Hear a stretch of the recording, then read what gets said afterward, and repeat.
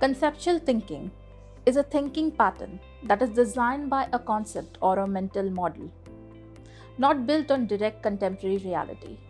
It is the big picture thinking or the macro thinking rather than the details.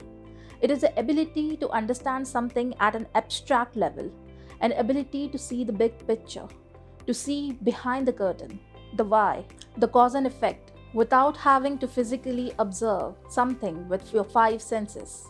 It also includes analyzing hypothetical situations. People who are skilled in conceptual thinking are able to see the big picture and understand how different elements fit together to create a large system or structure.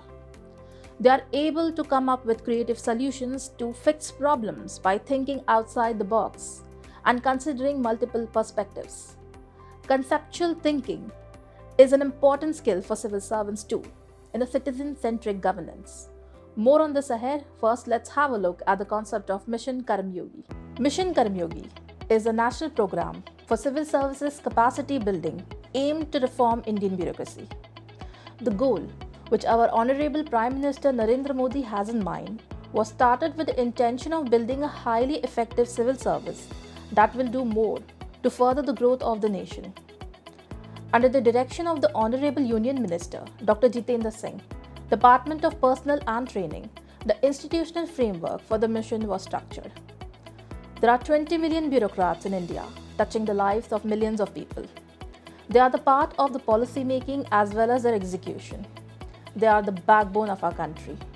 A lot of expectations of the nation are attached with the performance of these officials, who come from different background, environment, capabilities, and discharge diversified duties assigned to them. Mission Karmayogi, on the other hand, has been designed to change the HR management system for government employees from rule-based to role-based, while creating the necessary expertise. Additionally, as a result of this, government officials now have access to competency-based human resource and governance. Competencies have been defined in many ways. However, the most practical and an easy way to understand is that competencies are those underlying characteristics of an employee which can result in effective and superior performance in a job or a role. Mission Karmayogi's new competency-based governance model gives central training institute like ours the chance to create competency-based training for the civil servants. There are 30 competencies that have been divided into 5 categories. They are ethos, ethics, equity, efficiency, and productivity. Each competency has a definition and its proficiency level. Additionally, there are behavioral indicators for each proficiency level that are objective, measurable, and necessary for a variety of jobs in the ministries and departments. The main goals of the CBTs are to strengthen each officer's functional competence and to awaken their inner power and abilities. Under the fourth competency, efficiency, today we will talk about conceptual thinking. Conceptual thinking refers to the ability to understand and generate complex ideas, connect them, and think abstractly. It involves breaking down complex concepts into smaller components, analyzing and synthesizing information, and developing new insights. It is essential in citizen-centric governance because it helps government officials to understand complex problems and generate innovative solutions that meet the unique needs and concerns of the citizens. With this kind of thinking, officials can develop policies with citizens' input and improve government services, making them more accessible and user-friendly.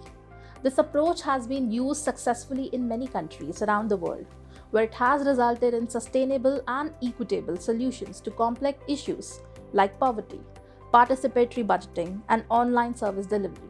The absence of conceptual thinking can lead to several negative outcomes.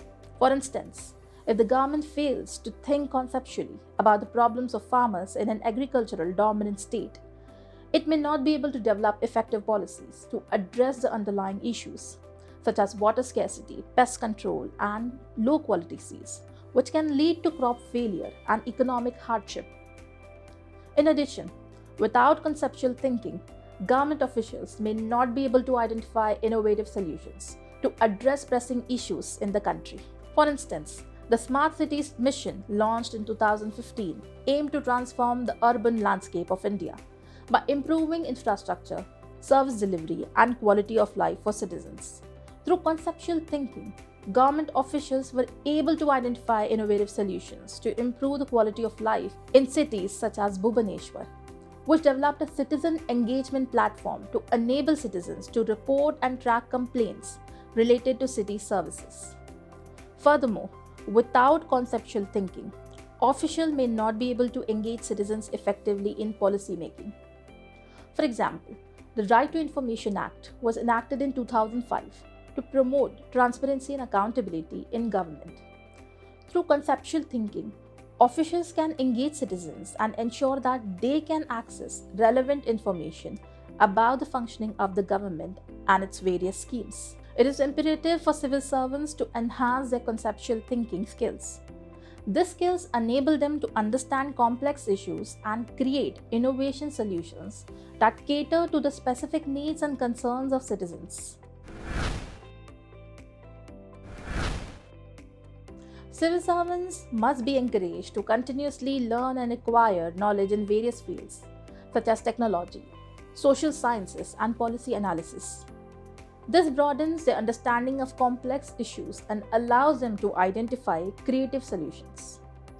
Providing opportunities for collaboration allows civil servants to work in cross-functional teams, collaborate with stakeholders, and share knowledge and ideas. This helps them develop a holistic understanding of issues and build diverse perspectives that contribute to better problem solving. Civil servants must be encouraged to experiment with new ideas, think outside the box, and explore unconventional solutions. This promotes innovation and fosters an environment that supports creative problem solving. Critical thinking is vital, and civil servants must be encouraged to question assumptions, challenge existing paradigms, and think critically about problems.